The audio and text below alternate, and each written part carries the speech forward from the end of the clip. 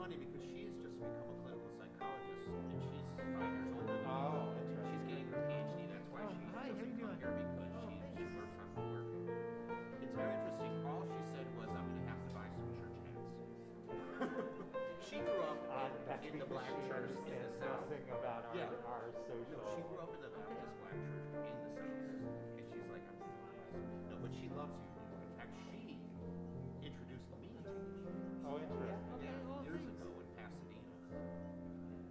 Well, she just walked out. She's using Oh, your wife. But my wife, as it turns out, is also a therapist. She's an MFT. Awesome. Now, therapists are in high demand. My wife is finding. She has her master's, but she's finishing her couple of PhDs in clinical psychology.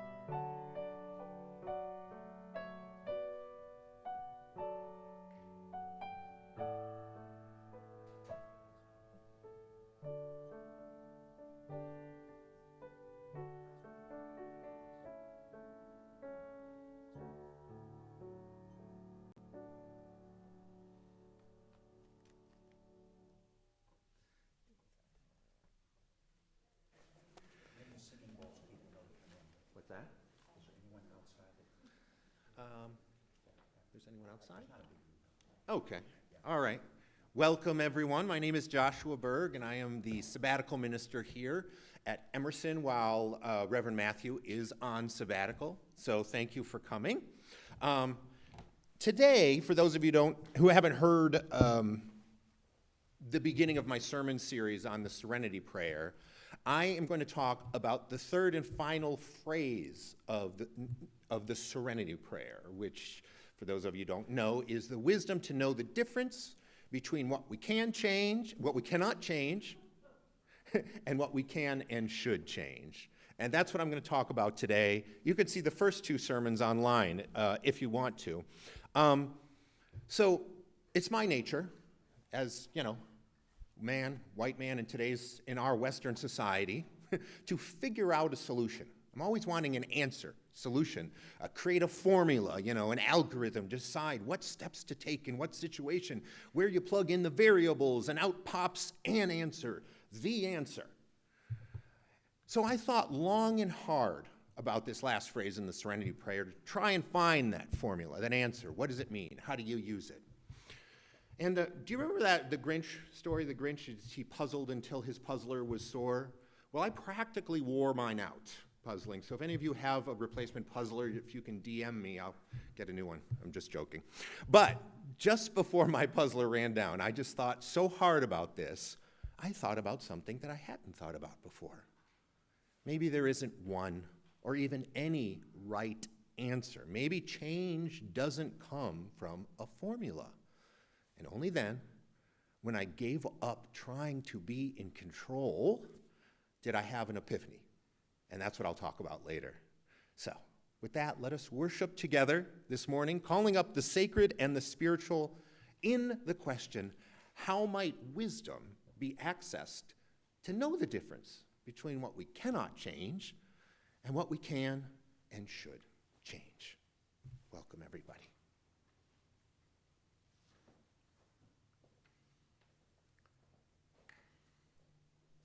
Here it is. Do you have fire? What can I do? The chalice sliding words this morning are by Reverend Sunshine Jeremiah Wolf. This is a congregation that gathers in faith, not faith in one religion or one God or any one way. We gather in faith of the power of diversity, the power of love, and the hope of a world transformed by our care. We gather in faith in ourselves and those around us, not a faith that requires perfection or rightness in one another, rather a faith that in our shared imperfection we may learn to stumble and fall together. Faith that we will help one another to rise and to try again and again. We are Unitarian Universalists. And now we will recite the words of our covenant in English and in Spanish. Love is the doctrine of this church.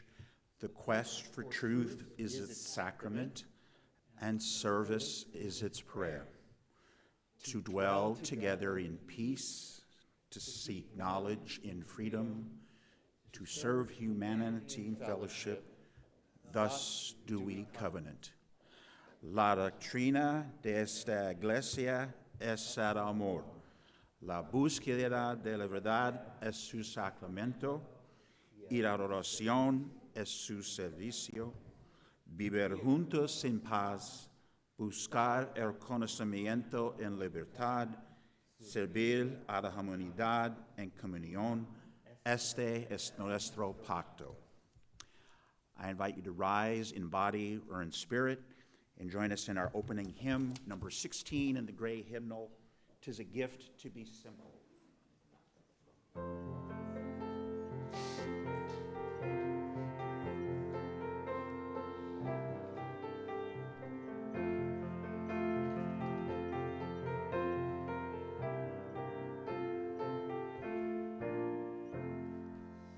'Tis the gift to be simple, 'tis the gift to be free, 'tis a gift to come down where we ought to be. And when we find ourselves in the place just right, 'twill be in the valley of love and delight.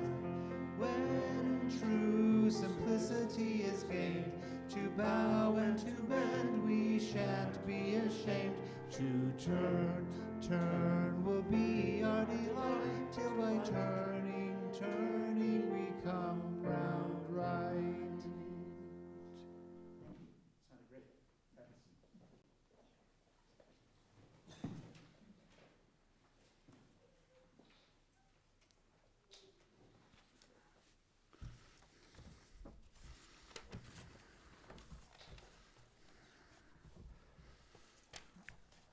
Good morning, and welcome to the hybrid worship service of Emerson Unitarian Universalist Church.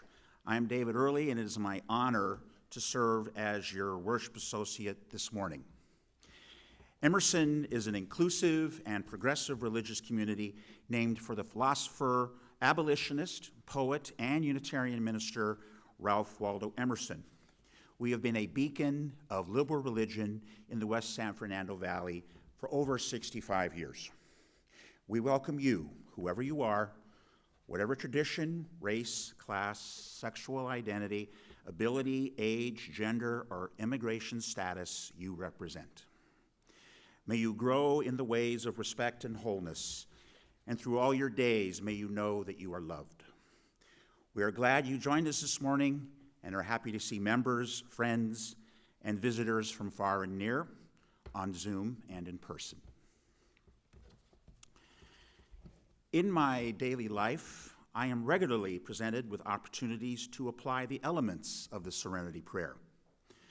The first part of the prayer asks for the serenity to accept the things I cannot change.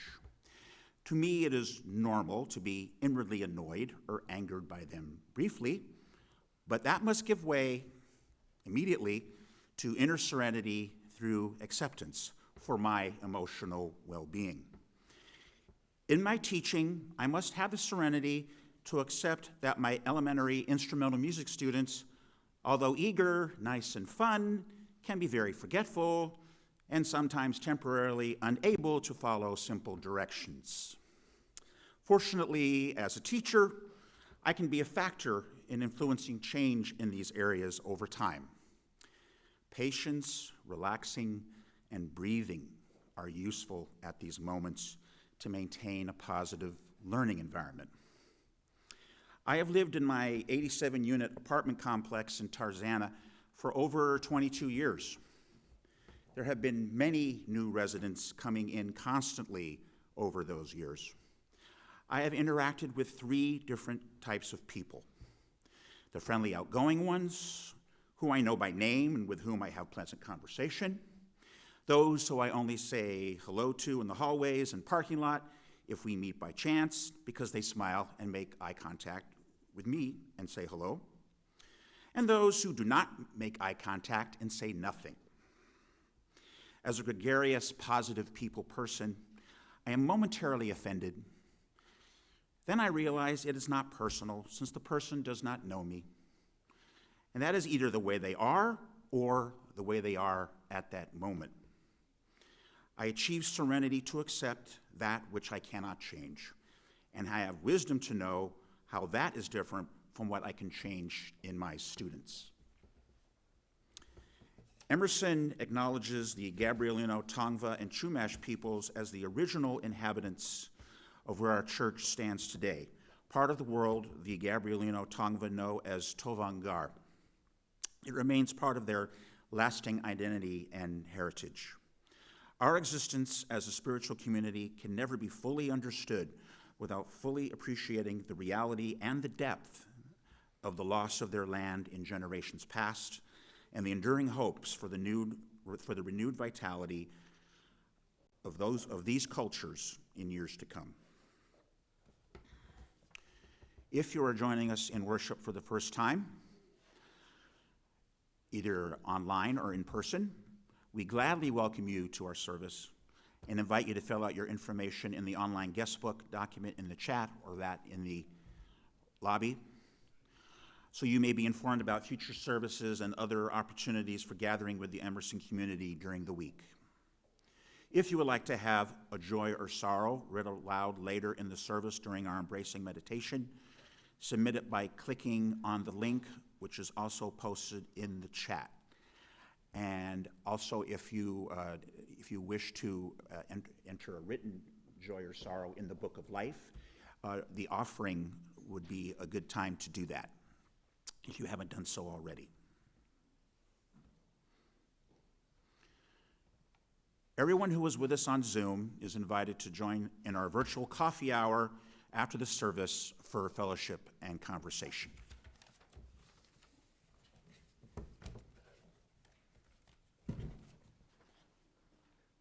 Thank you, David.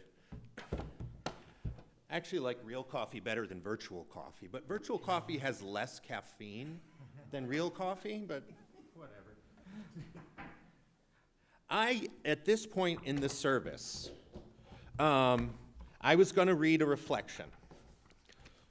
But I am thinking, because sometimes we do a story, and since there's a young person, there are young people in the audience, can I read a story? Would you like a story? All right, let me read a story. It's called Badger's Parting Gifts. Let's see here. So, Badger was dependable, reliable, and he was always ready to help when help was needed. He was also very old, and he knew almost everything. Badger was so old that he knew he must soon die. That's Badger right there. Badger wasn't afraid of death, though. Dying meant only that he would leave his body behind, and as his body didn't work as well as it had in days gone by, Badger wasn't too concerned about that. His only worry was how his friends would feel when he was gone. And hoping to prepare them, Badger had told them that someday, soon, he would be going down the long tunnel, and he hoped they wouldn't be too sad when it happened. And one day, as Badger was watching Mole and Frog race down the hillside, he felt especially old and tired. He wished more than anything that he could run with them, but he knew his old legs wouldn't let him.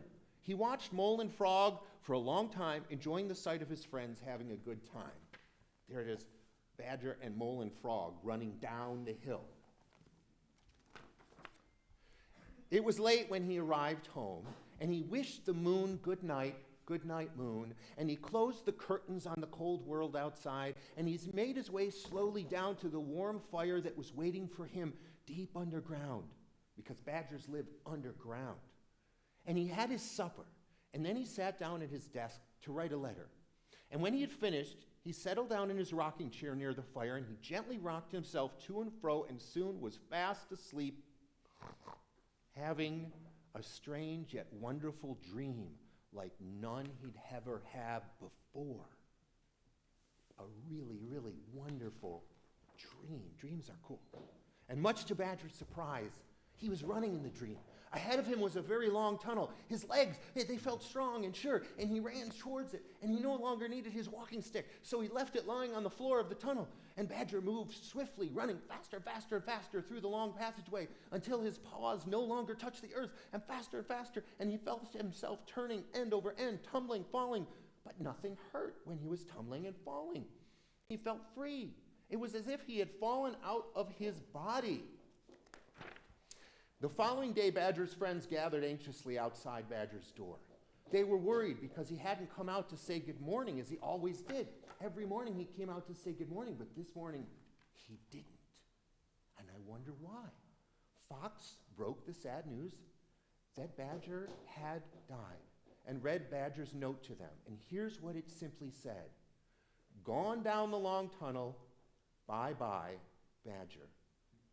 All the animals had loved Badger, and everyone was very sad. Mole especially felt lost, alone, and desperately unhappy. And in bed that night, Mole could think only of Badger. and tears rolled down his velvety nose, soaking the blankets he clung to for comfort. Outside, it began to snow. Winter had begun, and soon a thick layer of snow hid the animals' homes where they would snug and warm during the cold months. There's not much snow here, but this is what snow looks like. Have you ever been to snow? The snow covered the countryside, but it didn't conceal the sadness that Badger's friends felt. Badger had always been there when everybody needed him. The animals all wondered what they would do now that he is gone. Badger had told them not to be unhappy, but it was hard not to be. As spring drew near, the animals often visited each other and talked about the days when they were with Badger. Mole was good at using scissors, and he told about the time Badger had taught him how to cut out a chain of moles from a piece of folded paper. You've seen those, right? Paper moles had littered the ground that day. They were everywhere as a mess. And Mole remembered the joy he'd felt when he had finally succeeded in making a complete chain of moles with all the paws joined. I like making those chains, but sometimes they're hearts and stars and things out of paper. Frog was an excellent skater. He recalled how Badger had helped him take his first slippery steps on the ice. Badger had gently guided him across the ice until he had gained enough confidence to glow on his own. Now, you can skate here sometimes. I think there's ice inside, though. Fox remembered how, when he was a young cub, he could never knot his tie properly until Badger showed him how to knot it. And starting with the wide end of the tie, right over left, once round the back, up, then down through the crossover, holding the back of the tie, push the knot up the neck, Fox could now tie every knot ever invented, and some he'd made up himself. And of course, his own necktie was always perfectly knotted. Badger had given Miss Rabbit his special recipe for gingerbread and had shown her how to bake gingerbread rabbits. Mrs. Rabbit was well known throughout the countryside for her excellent cooking. And as she talked about her first cooking lesson with Badger so long ago, she could almost smell the wonderful fragrance of gingerbread fresh from the oven. I love gingerbread. Each of the animals had a special memory about Badger, something he had taught them that they could now do extremely well. He had given them each something to treasure, a parting gift that would become all the more special each time it was passed on to others. Here's Badger making cookies. And the last of the snow melted, so did the animals' sadness. Whenever Badger's name was mentioned, someone remembered another story that made them all smile. And one warm spring day, as Mole was walking on the hillside where he'd last seen Badger, he wanted to thank his friend for his parting gift. "Thank you, Badger." "Oh," he said softly. "Thank you, Badger," he said softly, believing that Badger would hear him. And somehow Badger did.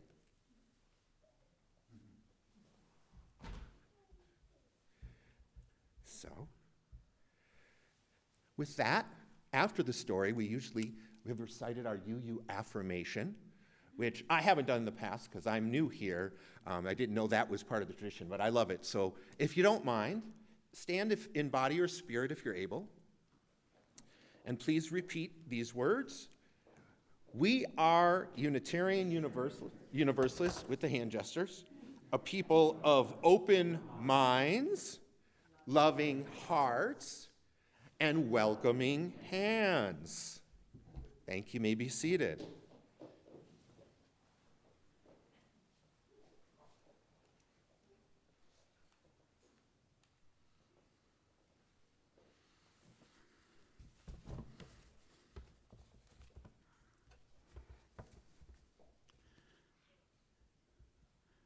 We dedicate the offering, freely given and gratefully received, to the work of this congregation, building honest, caring relationships across all lines of difference, growing in spirit and searching for meaning together and apart, promoting religious freedom, practicing compassion, and working for justice.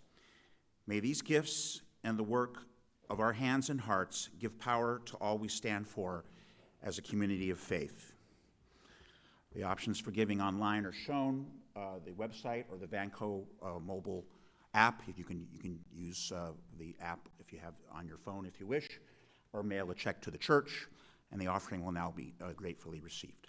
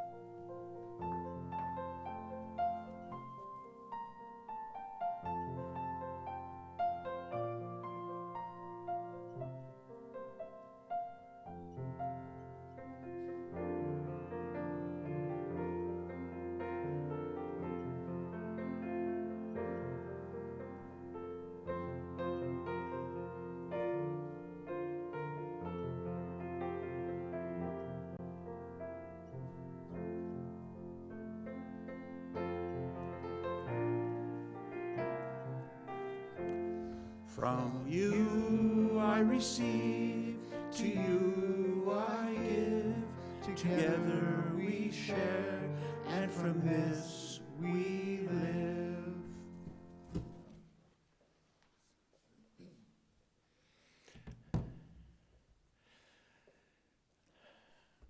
And as the story of Badger talked about, there's so many gifts we give each other. Gifts that and I appreciate so much your generosity of gifts, but gifts that we keep with us in our hearts forever.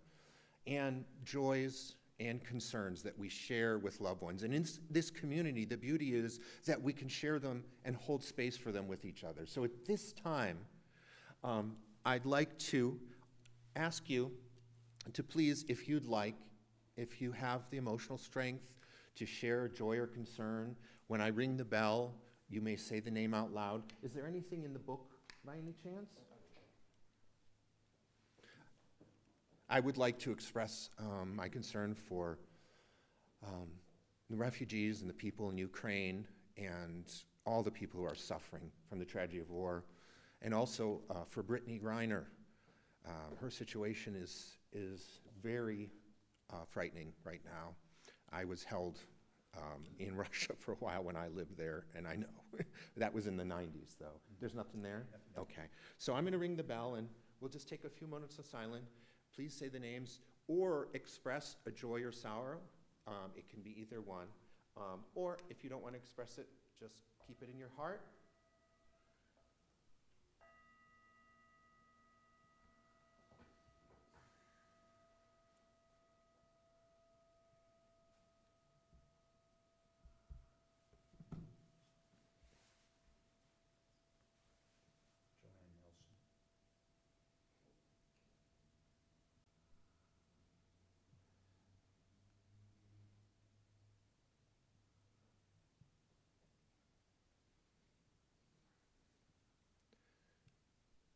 For all the joys and concerns that remain unsaid, we hold space in our hearts.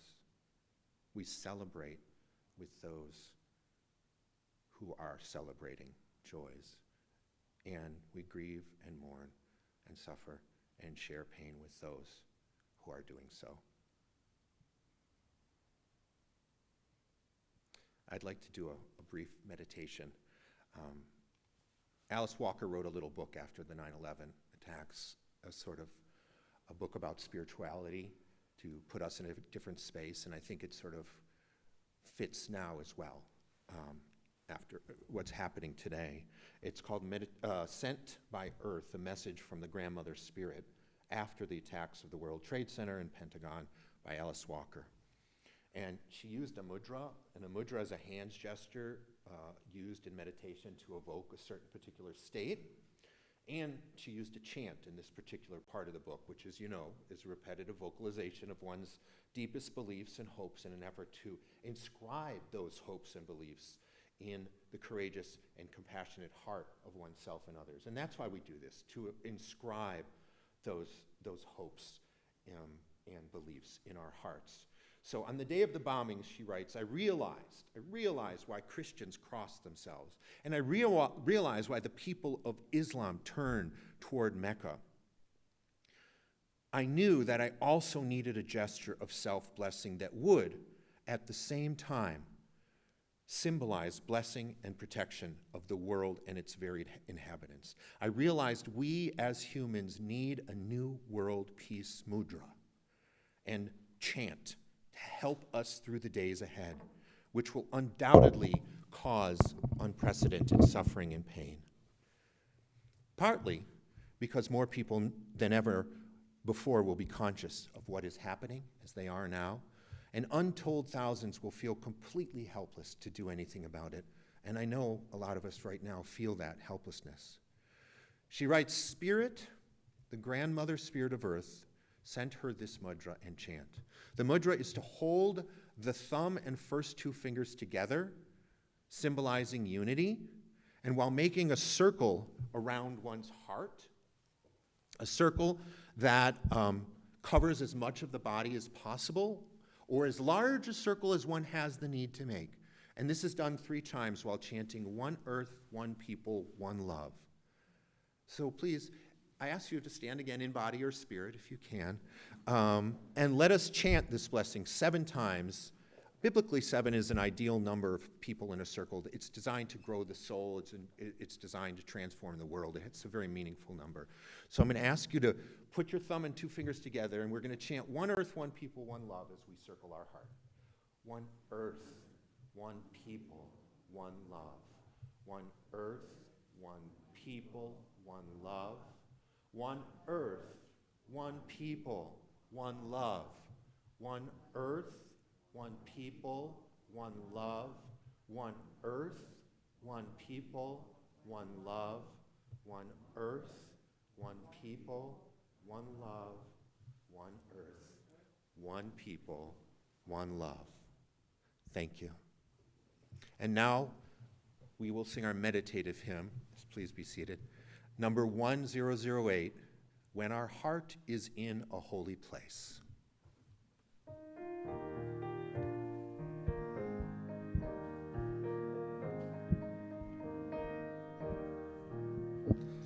When our heart is in a holy place, when our heart is in a holy place, we are blessed with love and amazing grace.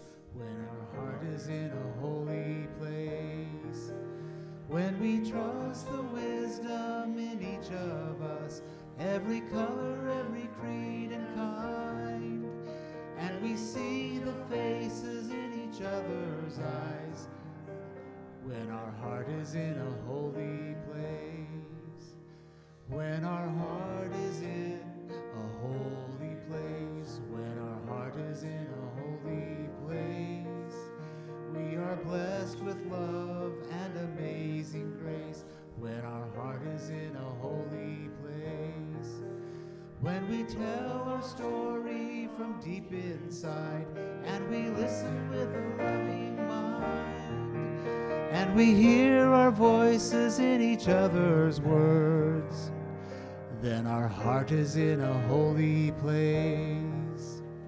When our heart is in a holy place, when our heart is in a holy place, we are blessed with love and amazing grace, when our heart is in a holy place.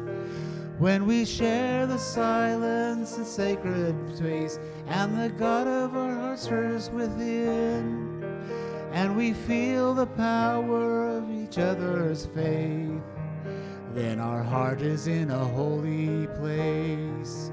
When our heart is in a holy place, when our heart is in a holy place, we are blessed with love and amazing grace, when our heart is in a holy place, when our heart is in a holy place.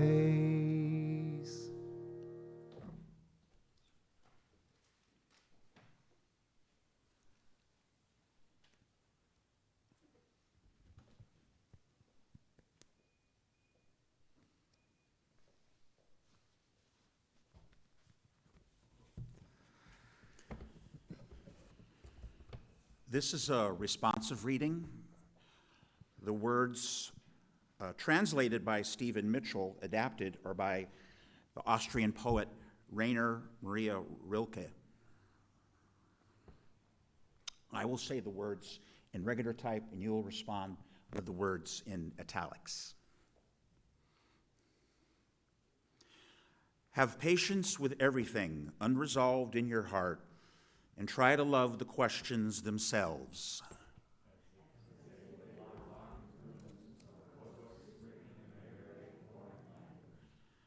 Don't search for the answers which could not be given to you now, because you would not be able to live them. Live the questions now.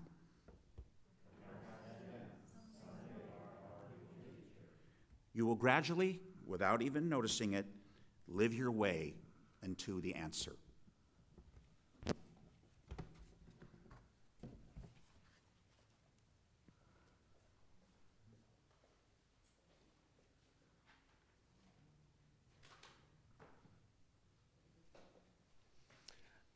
Now we will listen to an anthem called Anthem, by the way. That's why it's written twice, by Leonard Cohen, and sung by our own old folkies, Hap Palmer, Maya Forbes, Cindy McKay, Swerdlove, and Larry Swerdlove.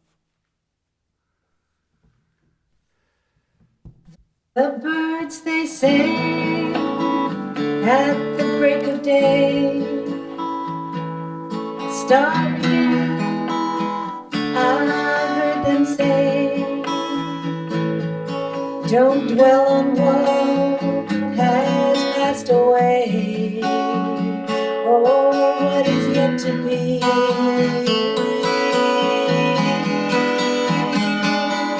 Are the wars, they will be fought again. The holy dove, she will be caught again. Bought and sold and bought again. The dove is never free.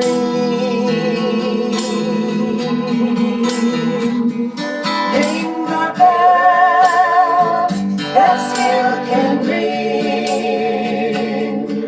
Forget your perfect offering.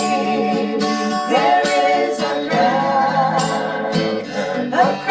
in everything.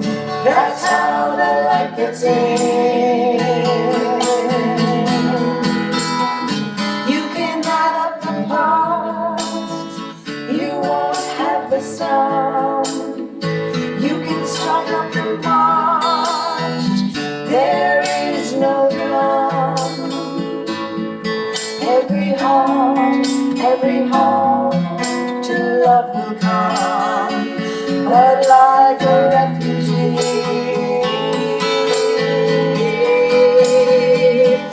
ring the bells that still can ring. Forget your perfect offering. There is a crack in everything. That's how the light gets in. That's how the light gets in. Ring the bells that still can ring. Forget your perfect offering. There is a crack in everything. That's how the light gets in. That's how the light gets in. That's how the light gets in. Hallelujah. Hallelujah. Hallelujah. Hallelujah.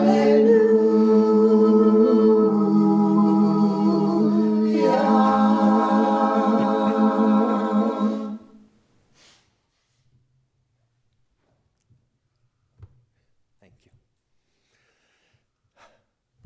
So, as I mentioned earlier, I'm going to talk right now about the third and the final phrase of the Serenity Prayer, in which the petitioner asks for the wisdom to know the difference between what we cannot change and what we can and we should change. In other words, to know when we can do that first step of the prayer, resting in serenity, in comfort or discomfort, and then when we must move ahead with the second step, reparative and restorative action to change with courage, when we know to do the first and then the second with courage regardless of the danger to ourselves. The wisdom to know when each step is taken. And it occurred to me that the key word in the prayer is change. This prayer is not, as I said at the beginning, a formula for right action. It is not an algorithm to decide what steps to take in which situation where you plug in the variables and out pops an answer.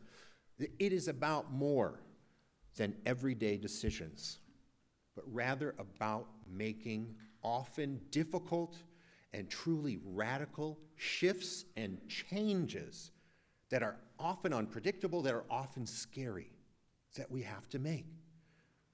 So to figure out how it actually works, this prayer, I decided to take the prayer step by step. So I went back to square one, and I considered what exactly I cannot change, that I need to accept with serenity. What are these things that I need to accept that I can't change? And there are, you'll agree, some primary things which I absolutely cannot and will never be able to change. In fact, these are things nobody can change. The past. The fact that none of us are or will ever be perfect, with the exception of my wife and daughters. If I'm honest, although feelings can be influenced, we can't change the fact that what we feel is often beyond our control. And change itself, if it's worthwhile, will always be accompanied by discomfort and even pain, struggling. We can't change that. We can't. Nobody can achieve absolute control over suffering, our own or others. So accepting the things we cannot change is more about accepting we are not always in control. From there, I then considered the circumstances in which this prayer has been most effective to see how it works. And that is in the battle against addictive behavior. It's often used in 12-step programs. That's where it's been really, really effective, which according to the Betty Ford Center, addictive behavior is about giving up the quest to feel as if you are in absolute control, while taking action on what you still can control. So if this prayer's meaning is to be impactful for me, which in undertaking this sermon series, I make the assumption that it is to be impactful for me, then there must be something that I feel I can control, but in reality, I can't. I am likely even addicted to and misusing something that I consider to be a curative for my own pain. So what is my go-to drug? What is the thing that I use to alter my mood when I feel bad, to medicate my feelings when I'm hurting by trying to control situations that are beyond my control or change things that I cannot? What do I do? Well, thankfully, it's not the usual suspects. Thankfully, I'm not addicted to alcohol or some other mind-altering chemical. In fact, the thing that keeps most people hostage to this false sense of being in control is usually not a thing, drug or alcohol. It's usually a behavior.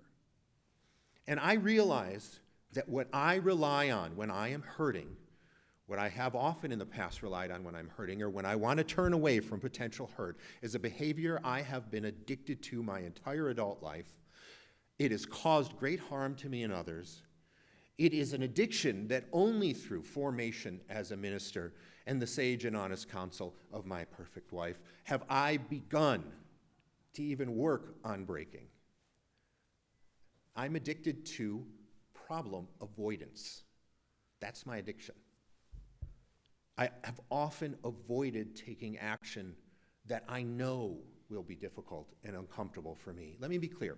Sometimes not taking action is necessary in order to rest, center, reset. Sometimes you need to do that. But then again, taking a casual drink, which I do on occasion, is relatively harmless as well. However, when taking that drink or not taking that action that's necessary becomes an escape that harms oneself and others, then it's a problem. Further, when ignoring that harm because it makes me feel uncomfortable, choosing rather to feel the fleeting pleasure that my avoidance brings, when that becomes a regular habit, it's a dangerous addiction. My name is Joshua Berg, and I'm an addict. I'm addicted to problem avoidance, to the need to always be liked, to dodging difficult issues, to reclining my laurels, and in the privilege my identity affords me, even when stepping out of safety is absolutely called for. I do it. And this addiction has and still causes harm to me and others. According to the Betty Ford Center, the Serenity Prayer gently admonishes us to examine our inner selves. This is what I've been doing. I realize there's no way I can control or stop those bad feelings I get when I'm confronted with problems or conflicts, when I have to confront those things. I'm going to feel that way. However, I can influence those feelings by what I can control, my thinking and the actions I do choose to take. The final stanza of that prayer, the petitions for that wisdom, the wisdom to know what those actions are and are not. Finding the peace achieved through acceptance of what cannot be changed and the courage to take necessary actions for change, and the wisdom which directs me toward right action, regardless of how difficult it is, that will break my addiction. It will bring about transformative change that I may heal myself and support the healing and freeing of life rather than hindering it. So how is that wisdom achieved? The wisdom that comes from examining my inner self. If I'm honest, I already have it. When an addict takes a drink, they are most often aware that they shouldn't be doing that. When I avoid a problem I should be confronting in order to make necessary changes, I am aware I'm taking the easy road because I can. When I do that, I'm aware that others don't always have the same choice to take that easy road. And I'm aware, but by making that choice to stay comfortable and not engage with conflict when change is necessary, I am, if I'm honest, also aware that I do harm, stifling movement toward necessary change. And I know that going through that pain, which accompanies confronting a problem, that is my only hope of improving circumstances, of making necessary transformative change.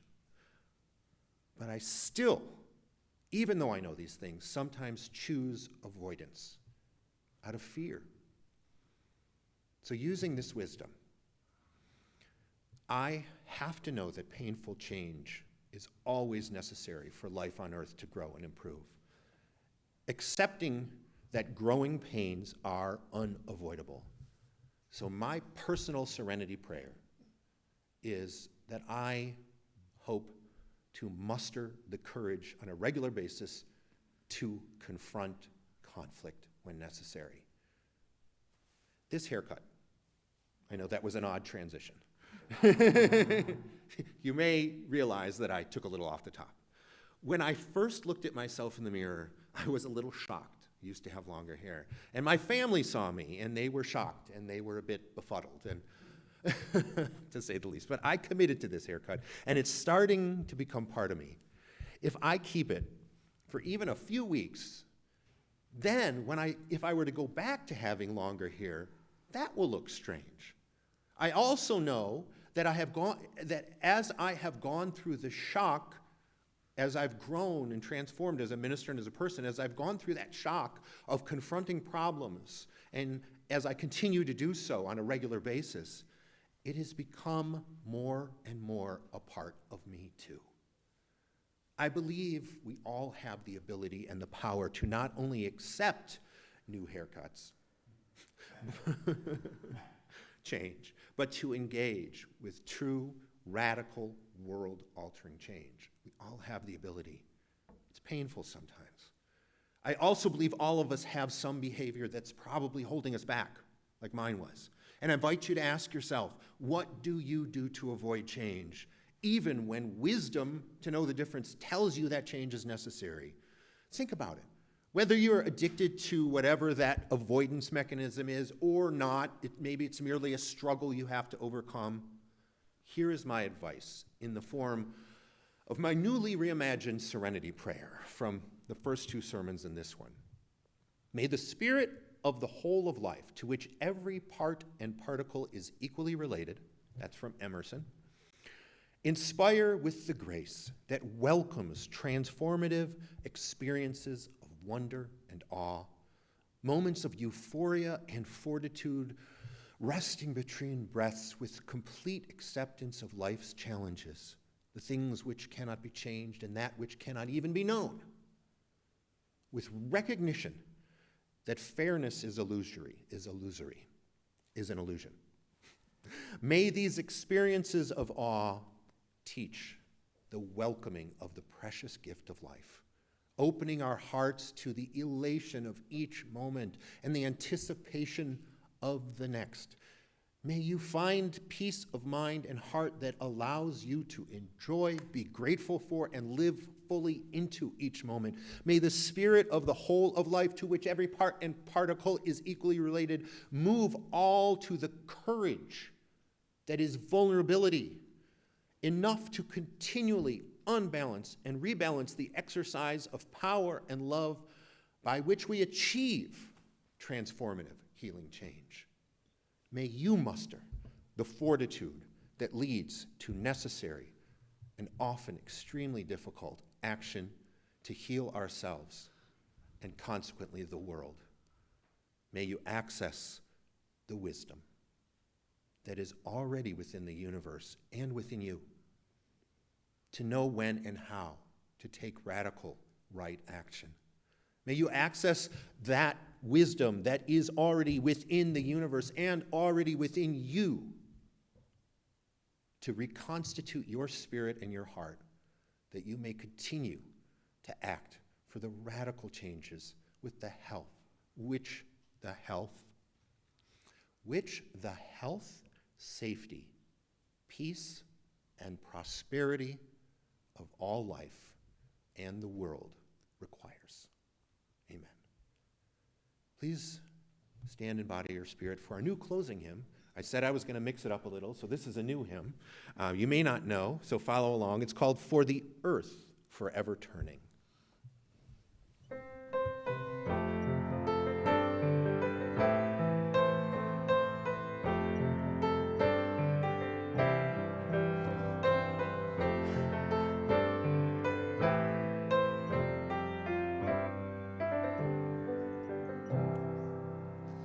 For the earth forever turning, for the skies, for every sea, for our lives, for all we cherish, sing we our joyful song of peace.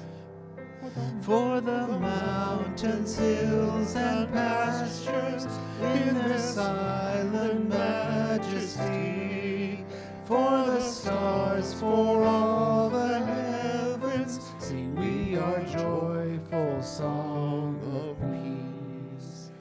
For the sun, for rain and thunder, for the seasons' harmony, for our lives, for all creation, sing we our joyful praise of peace. For the world we raise our voices, for the home that gives us birth. In our joy we sing, returning home to our blue-green hills of earth. Thank you. And as we extinguish the chalice, I ask that you remain standing for just a moment. And clasp your fingers to your thumb, please. If you are able, we're going to say one earth, one people, one love for the final time. One earth, one people, one love. Thank you. You may be seated. Thank you for worshiping with us today. What